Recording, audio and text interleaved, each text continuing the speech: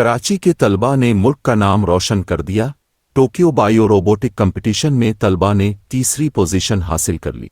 Biomedical engineering से ताल्लुक़ रखने वाले 3 पाकिस्तानी तलबा मिर्ज़ा अरीब बेग, ज़रिश माजिद शेख और सैयदा फ़ाखरा ने मिलकर एक प्रोजेक्ट बनाया है जिसे रोबोटिक गिरस्पर इंटीग्रेटेड ओते हिपैटिक फीडबैक मैकेनिज़्म का नाम दिया गया है। ये सर्जरी के हवाले से डॉक्टर्स के लिए मददगार साबित होगा। इस रोबोट के बाविज़ हैं, जबकि इसके आगे रोबोटिक गिरस्पर भी लगा हुआ है और एक हैंडवेयर डुआसा भी इसके साथ मुंसलिक है। तलबा की जानिब से इस प्रोजेक्ट को जापान में मुनक़िद होने वाले IEE रीजन 10 रोबोटिक्स कंपटीशन में पेश किया गया, जहां उनकी इस काविश को काफ़ी सराहा गया। इस कंपटीशन में पाकिस्तान भर की यूनिवर्सिटी से ताल्लुक़ रखने वाले तलबा ने हिस्सा लेने के लिए अपने प्रोजेक्ट भेजे थे, ताहम सलीम हबीब यूनिवर्सिटी से ताल्लुक़ रखने वाले तीनों तलबा के प्रोजेक्ट को मुकाबले के लिए मुंतखब किया गया।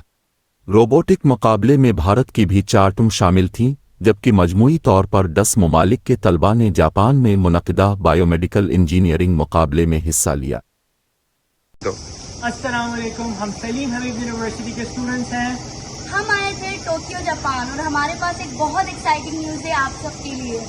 अल्हम्दुलिल्लाह हमने IEEE रीजन 10 रोबोटिक्स कंपटीशन में, जिसमें दुनिया भर के मुल्कों ने कंपटीशन में पार्ट लिया था, उसमें हमने 3rd पोजीशन सिक्योर की है।